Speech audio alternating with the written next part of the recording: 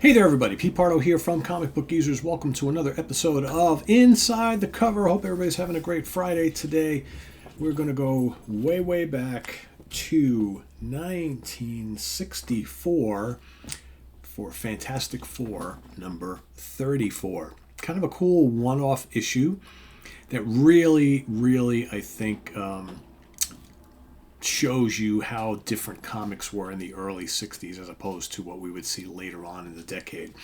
So here we got the title, Friend Against Fran, Brother Against Sister. If you always thought it could never happen, you can't afford to miss a house divided.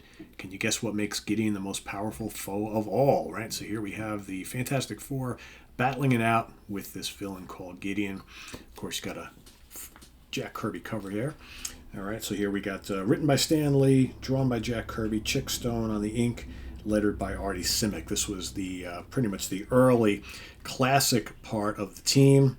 Eventually, you would see Joe Sinnott come in on the inks. That would be probably, for me, the greatest team that ever worked on the Fantastic Four.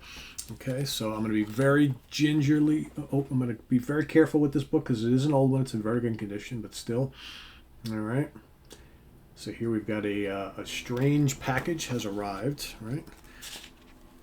And as it turns out, Ben says, if those crummy Yancey Street yahoos think they'll get me mad, they got holes in their heads. I won't even open it. I won't look at it. I won't go near it.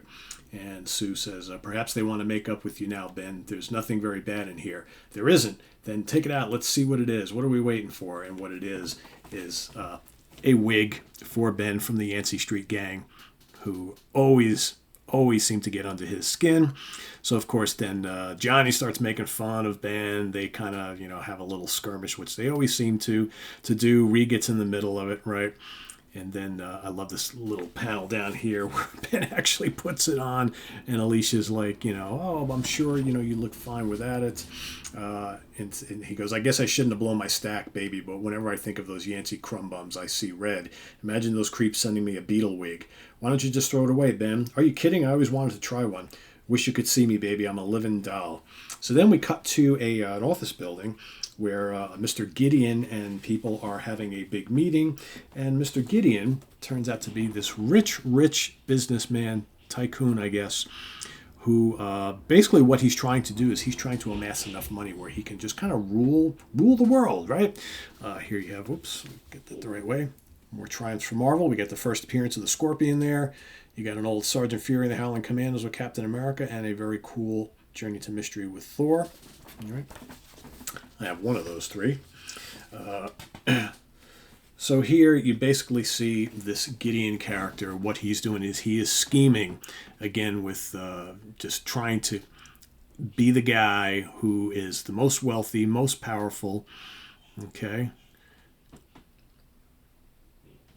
Then we cut back to Fantastic Four. He basically... I'll read you some of this. At the rate I'm going, it will take me 3 more years to drive you all out of business. He's talking about all the biggest companies in the world, all the biggest countries and everything like that, and to take over financial mastery of the entire world. That is too slow. I haven't the patience to wait. I want to do everything and I want it now. You sound like a madman, Gideon. Call me what I will. I have a challenge for you. Set me a task, any task which you consider impossible, and if I accomplish it in 1 week, you sell out to me now. These are the biggest businesses in the world. If I fail, I'll give you my plan for world domination. Classic early 60s stuff. Agreed, Gideon. At last you've bitten off more than you can chew. Your task shall be the most impossible one of all time. You are to defeat the Fantastic Four, and you have 1 week. So how he's figuring out a plan, how he's going to defeat the Fantastic Four.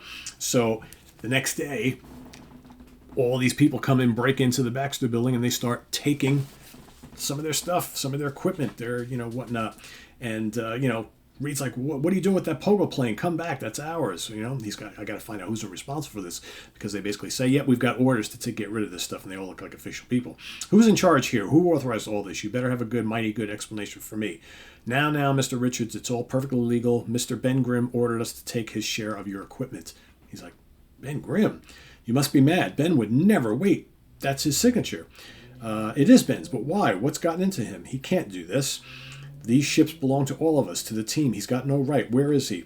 Right here, you double-dealing phony. So now, this is the whole Gideon plan. So what he's done is he's got Reed Richards convinced that Ben signed off to give away all of their equipment, and now he's got Ben Grimm busting in, who has been told that that's not Reed Richards, that's a Super Skrull.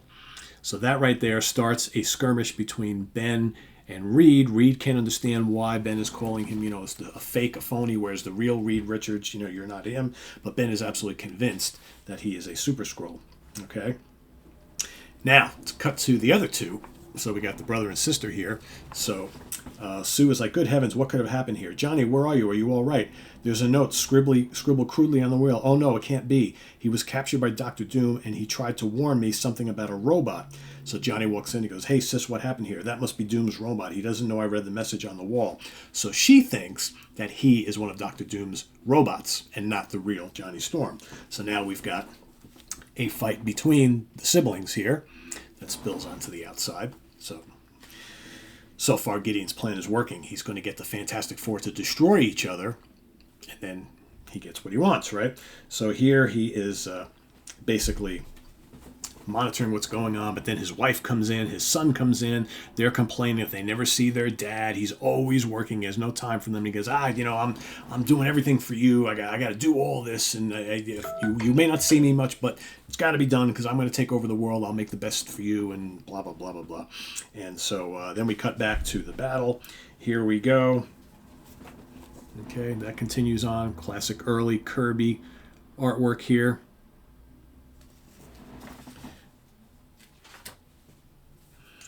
But they're starting to understand something is amiss, right? And then basically the Gideon's son hears the plan that father's doing. And Gideon is Gideon's son, Gideon Jr., is a big fan of the Fantastic Four. So he's like, I have to let them know that my father's doing something. I've got to let them know. So what does he do? He goes out to find the Fantastic Four, right? But here again, we've got that...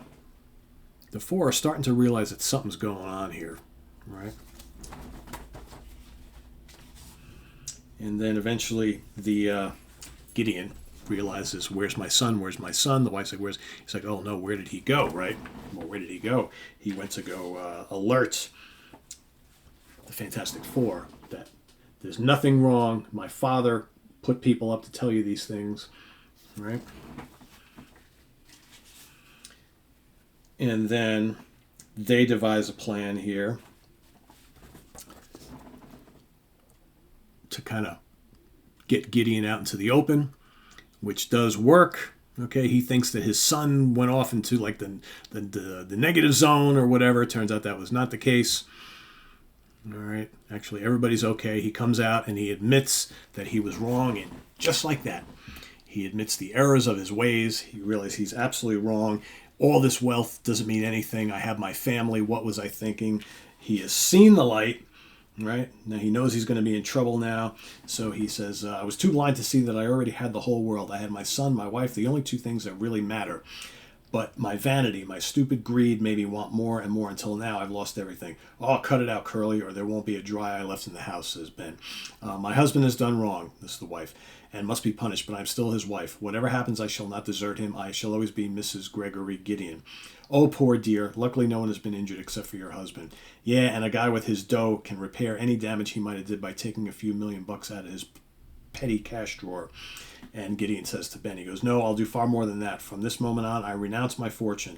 I abdicate my financial empire. All my worldwide holdings, all my incalculable wealth shall be given to charity. Money means nothing to me anymore. I thank heaven for opening my eyes before it was too late. I still possess my greatest treasures here in my arms, and I'll devote the rest of my life to making amends the way I've neglected him.